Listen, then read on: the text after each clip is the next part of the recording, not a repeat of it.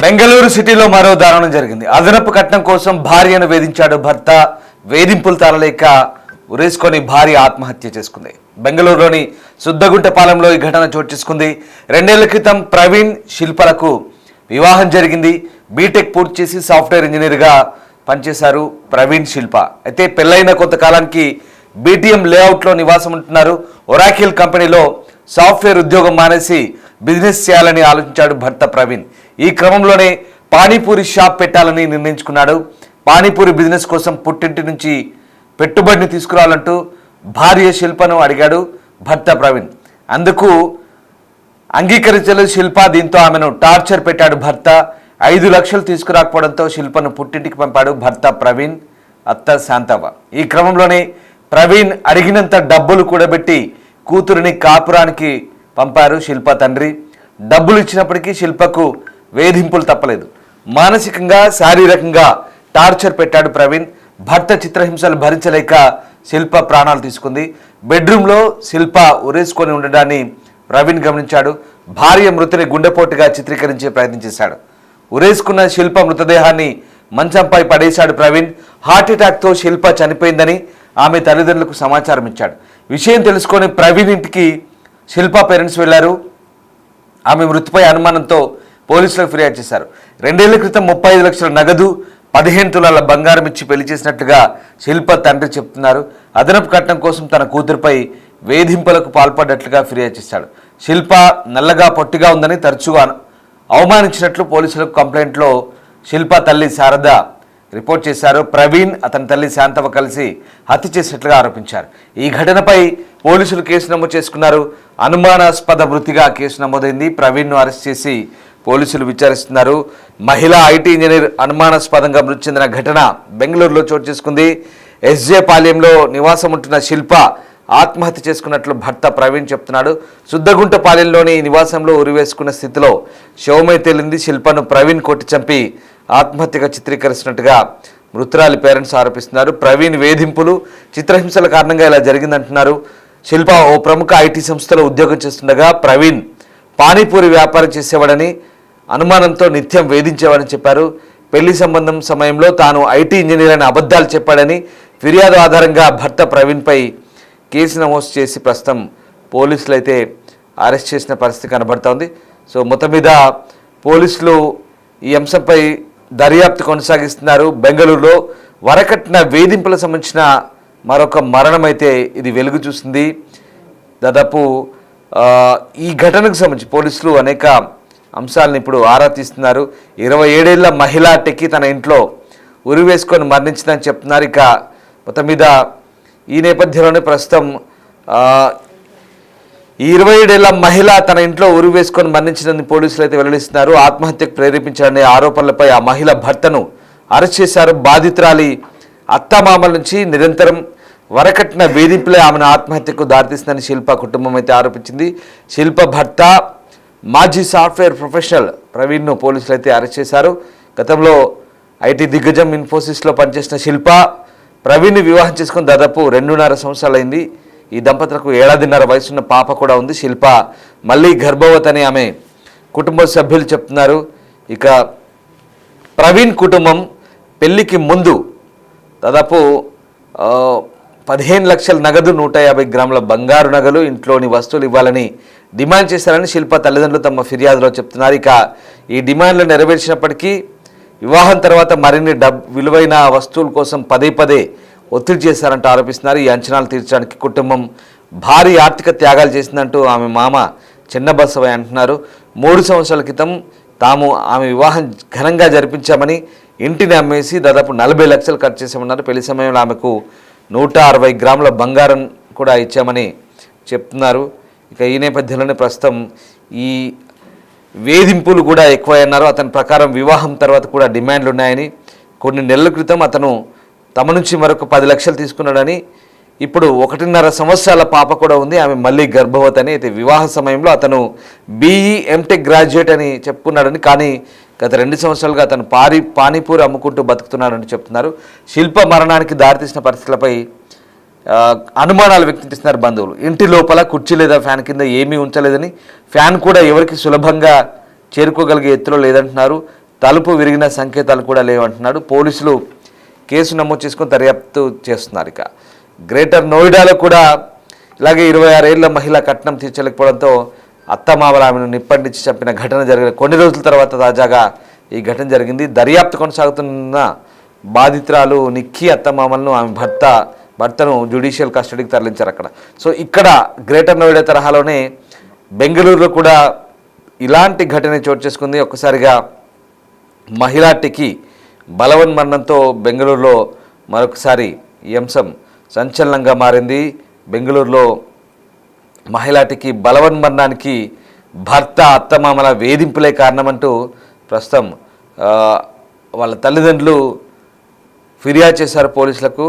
ఈ నేపథ్యంలో ప్రస్తుతం పోలీసులు అయితే దర్యాప్తు చేస్తున్నారు. శిల్ప పంచాంగమఠ్ అనే మహిళ మంగళవారం రాత్రి అనుమానాస్పదంగా మృతి చెందినట్టుగా చెప్తున్నారు. ఆమె తల్లి శారద ఇచ్చిన ఫిర్యాదు మేరకు ప్రస్తుతం ఆ ఫిర్యాదులో ఆమె వరకట్నం కోసం వేధించారంటూ ఆరోపించింది. శిల్ప భర్త తాను సాఫ్ట్వేర్ ఉద్యోగాన్ని వదులుకున్నట్టుగా కూడా సమాచారం. సో గంగావతి తాలూకాలోని వడ్డరహట్టి గ్రామానికి చెందిన ప్రవీణ్ను శిల్ప 2022లో వివాహం చేసుకుంది. ఈ దంపతులకు విహాన్ అనే కుమారుడు కూడా ఉన్నారు. ఒకసారి చూడండి మీరు, ప్రవీణ్ ఫోటోలో చూస్తున్నారు కదా, ప్రవీణ్, ఆమె శిల్ప. ప్రస్తుతం శిల్ప అతన్ని వివాహం చేసుకున్నప్పుడు దిగిన ఫోటో అది. ఆ ఫోటోలో ఆ అబ్బాయిని వివాహం చేసుకున్న సమయంలో భారీగా కూడా కట్న కానుకలు సమర్పించారు. ఇద్దరు కూడా గతంలో టెక్నీషియన్లు అని చెప్తున్నారు. అయితే ప్రవీణ్ సాఫ్ట్వేర్ ఉద్యోగాన్ని వదిలి పానీపూరి దుకాణం ప్రారంభించారని, శిల్ప తన మొదటి బిడ్డకు జన్మనిచ్చిన తర్వాత తన ఉద్యోగాన్ని విడిచిపెట్టిందంటూ కూడా చెప్తున్న పరిస్థితి. సో దాదాపు లక్షలు ఖర్చు చేసి దాదాపు ఒక పావు కిలోలో సగం బంగారం వరకు కూడా ఇచ్చినట్టుగా చెప్తున్నారు. దాదాపు 150 గ్రాముల బంగారం ఇచ్చినట్టుగా చెప్తున్నారు. బీటీఎం లేఅవుట్లో ఉంటున్నారు. సో వైట్ ఫీల్డ్లోని ఒరాకిల్లో పనిచేసిన ప్రవీణ్ తన ఉద్యోగాన్ని వదిలి పానీపూరి వ్యాపారాన్ని ప్రారంభించినట్టుగా చెప్తున్నారు. సో ఆ రకంగా చివరికి డబ్బు సేకరించి పంపినప్పటికి కూడా వేధింపులు ఎక్కువని చెప్తున్న పరిస్థితి కనబడుతుంది. సో మొత్తం మీద వరకట్న వేధింపులకు మరొక అమ్మాయి బలైన పరిస్థితి కనబడుతోంది. సాఫ్ట్వేర్ ఉద్యోగం చేస్తున్న వ్యక్తి ఇక్కడ వరకట్న వేధింపులతో, ఆ ఇద్దరు కూడా సాఫ్ట్వేర్ ఇంజనీర్లే, ఇద్దరు కూడా ఆమె ఇన్ఫోసిస్లో చేస్తుంది, వాడు ఒరాకిల్లో చేస్తున్నట్టుగా చెప్తున్నారు. బట్ ఒరాకిల్లో ఎందుకు ఉద్యోగం వదులుకొని పానీపూరి బండి పెట్టుకోవాలనుకున్నాడో అర్థం కాని పరిస్థితి. నిజంగా ఇంతకు మించిన అసలు వింటుంటేనే సాఫ్ట్వేర్ టెక్నీషియన్ అని చెప్పి, ఎంటెక్ అని చెప్పి, ఒరాకిల్లో జాబ్ చేస్తున్నానని చెప్పి వాళ్ళని నమ్మించాడు. దాదాపు 40 లక్షలు ఖర్చు చేశారు, 35 లక్షల కట్నం తీసుకున్నారు. 160 గ్రాముల బంగారం అంటే ఒకసారి అర్థం చేసుకోండి ఎంత బంగారం, ఒకసారి అర్థం చేసుకోవచ్చు.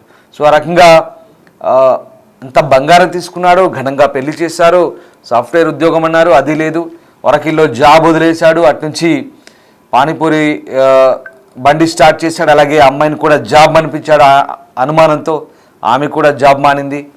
ఇప్పుడు మళ్ళీ ఆమె గర్భవతి. 5 లక్షలు బిజినెస్ కోసం తీసుకురమ్మన్నాడు, పుట్టింటి పంపించాడు, ఏదో అప్పు సొప్పు చేసి మళ్ళీ పంపిస్తే అయినప్పటికీ కూడా అత్త వేధింపులు, భర్త వేధింపులతో ఆమె బలవన్మరణానికి పాల్పడ్డట్టు చెప్తున్నారు. నిజంగా ఆమె బలవన్మరణానికి పాల్పడిందా, వీళ్ళు చంపి ఊరేశారనే అనుమానంలో ఇప్పుడు వాళ్ళ తల్లిదండ్రులు కొన్ని ఫిర్యాదులు అయితే చేస్తున్న పరిస్థితి కనబడుతుంది. వాస్తవానికి ఉన్నత చదువులు చదువుకొని ఇలా ఒకసారి ఆ దృశ్యాలు చూడండి, వాడిని చూస్తే ఉన్నత చదువులు చదివి దర్జాగా ఏదో ఉన్నత కుటుంబంలో ఉన్న వ్యక్తిలాగా ముస్తాబాయి పెళ్లిలో ఎలా రెడీ అయ్యాడు. కానీ వీడి ఆలోచనలన్నీ కూడా దుర్మార్గం. ఇలాంటి వ్యక్తులను నమ్మి ఎంటెక్ అనో లేదో ఇంకేదోనో డిగ్రీలు ముందర పెట్టి సాఫ్ట్వేర్ ఇంజనీర్లుగా చెప్పుకొని కట్నాలు తీసుకొని, అత్యధిక కట్నాలు తీసుకొని ఘనంగా పెళ్ళిళ్ళు చేసుకున్న తర్వాత చూడండి ఒక్కసారి వాడి మొహం చూస్తే నిజంగా హాస్యాస్పదంగా ఉంది. వాడు పానీపూరి బండి నడుపుకునే పనికి మాలినోడు. నిజంగా చెప్పాలంటే వాడు సాఫ్ట్వేర్ ఉద్యోగం మానేసి పానీపూరి బండి పెట్టుకున్నాడు. వీడు గప్చుప్పులు అమ్ముకునేవాడు. అంటే నేను వాళ్ళని తక్కువ చేసి మాట్లాడట్లేదు, అది కూడా చాలా గౌరవప్రదమైన వ్యాపారం. కానీ ఇప్పుడు నిజంగా చెప్పాలంటే వాళ్ళు వింటే కనుక వీడిని చీ కొడతారు, ఇంత వెధవాని. అలాంటి ఒరాకిల్లో జాబ్ వదిలేసుకొని పానీపూరి బండి పెట్టుకొని జీవించాల్సిన అవసరం ఏంటో తెలియదు. బట్ ఓకే, అతనికి అది ఇంట్రెస్ట్ అయి ఉండొచ్చు మేబీ. కానీ ఇంట్లో భార్యని వేధించి ఇంట్లో భార్య డబ్బులు తెచ్చినా కూడా లక్షలు తెమ్మని చెప్పేసి మరి ఆ బిజినెస్ అయినా సరిగ్గా చేసుకుంటున్నారా? ఇప్పుడు అది కూడా కార్పొరేట్ స్థాయిలో చేస్తున్నారు. పానీపూరి బిజినెస్ కార్పొరేట్ స్థాయిలో ఇప్పుడు అవి కూడా ఫ్రాంచైజీలు ఇస్తూ అవుట్లెట్లు పెడుతున్నారు. మనం దేన్ని తక్కువ అంచనా వేయడం లేదు, దేన్ని కూడా గౌరవప్రదమైన వృత్తిగానే మనం చూడాల్సిందే ఖచ్చితంగా. ఎందుకంటే ఒకరి దగ్గర పనిచేసే కంటే గౌరవంగా స్వయం ఉపాధి పొందడమే ఉత్తమం అనేది కొంతమంది ఆలోచన. అది మంచిదే. పానీపూరి బండి కావచ్చు, అది ఇంకేదైనా బజ్జీల బండి పెట్టుకున్నా గౌరవంగా బతుకుతారు, కాదనిలేం. కానీ ఏదైనా ఒక మంచి చెడు అనేది ఉంటుంది, కనీసం కుటుంబ విలువలు మానవత్వం ఉంటుంది. కానీ ఈ మనిషి మానవత్వాన్ని మరిచిపోయి రెండోసారి గర్భవతిగా ఉన్నటువంటి ఆ భార్యని నిత్యం వేధింపులు, శారీరకంగా మానసికంగా వేధింపులు. చూడండి, ఒక చిన్న బాబు ఉన్నాడు, బాబో పాపో. సో తర్వాత కూడా మళ్ళీ రెండోసారి గర్భవతి. ఆమె కూడా ఉన్నత విద్యావంతురాలు, ఆమె ఎంటెక్ చదివింది, ఆమె ఇన్ఫోసిస్లో జాబ్ చేస్తుంది. ఆమెను ఇన్ఫోసిస్లో జాబ్ మానిపించాడు. వీడి మూర్ఖత్వానికి అనుమానాలు ఎక్కువ. పోనీ వీడు జాబ్ మానేసి తిరిగి గల్లీలో పానీపూరి దుకాణం పెట్టుకున్నాడు, మళ్ళీ ఆమెను జాబ్ మానిపించేశాడు. ఇదెంత మూర్ఖత్వం! నిజంగా కూడా ఇలాంటి ఘటనలు చోటు చేసుకుంటుంటే ఒకసారిగా అసలు సమాజంలో ఆలోచన విధానం. మరి ఇంత అనుమానం ఉన్న వ్యక్తులు పెళ్ళిళ్ళు కూడా చేసుకోకూడదు.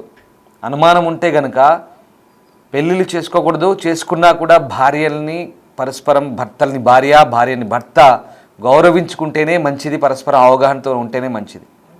పైగా కట్నపు వేధింపులు, వరకట్న వేధింపులు. ఇదిగో ఇలాంటి వ్యక్తులు ఏదో ఒక సాకు చూపుతారు. వరకట్న వేధింపులు లేదా చిత్రహింసలకు గురి చేయడం, అనవసరంగా ప్రాణాలు తీయడం. ఒక మనిషి ఒకవేళ ఆమెంతగా ఆమెగా బలవన్మరణానికి పాల్పడ్డా ఎంత బాధపడి అలాంటి నిర్ణయం తీసుకుంటుందో ఒకసారి ఆలోచించుకోండి. అసలు ఎటుపోతుంది సమాజం? అయితే చంపడము లేదా వాళ్ళను చచ్చేలా చేయడం, హింస, మొత్తం మీద హింస. ఈ రకమైనటువంటి ఆలోచన ధోరణితో జీవితాలు కొనసాగాలంటే కష్టం. ఇప్పుడు వాడు ఏం సంతోషంగా ఉంటాడో, ఆమె చనిపోయిన తర్వాత తప్ప పిల్లల్ని అనాథలు చేయడం, ఇలాంటి దారుణాలు నిజంగా సమాజంలో రకరకాలుగా ఉన్నాయి. చంపడాలు లేదా చంపేలా పురిగొల్పడాలు, ఇవన్నీ కూడా అసలు కనీసం మానవత్వ విలువలు మర్చిపోతున్నారు. వాళ్ళు రేపు పూర్తిగా మళ్ళీ చదువుకున్న వ్యక్తులు ఉన్నత స్థాయిలో ఉన్నటువంటి పరిస్థితి. ఒకసారి ఆ పెళ్లి ఫోటో చూస్తే నిజంగా ఏదో రిచ్గా, ఒక రిచెస్ట్ ఫ్యామిలీ లాగా అనిపిస్తుంది. వాడి వ్యవహార శైలి చూస్తే పానీపూరి దుకాణం పెట్టుకున్నాడు, జాబ్ మేనేజ్. సరే, అది ఆయన ఇంట్రెస్ట్ అనుకుందాం, వి రెస్పెక్ట్, కాదనిలేం. కానీ కుటుంబంలో వ్యవహార శైలి, ఆ అమ్మాయిని వేధించిన విధానం, అమ్మాయిని బలవన్మరణానికి పాల్పడేలా చేశాడు లేక అతనే చంపి ఉరేశాడు అనేది ఇప్పుడు ఒక డౌటు. పోలీసుల విచారణలో తెలబోతుంది. మొత్తం మీద దర్యాప్తు అయితే కొనసాగుతుంది.